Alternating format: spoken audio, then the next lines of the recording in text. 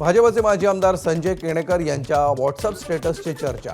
संजय केणेकर विधान परिषदेची उमेदवारी न मिळाल्यानंतर नाराज असल्याची चर्चा। जितना बड़ा संघर्ष होगा जीत उतनी ही शानदार होगी, स्टेटसमधून व्यक्त केली खटखट।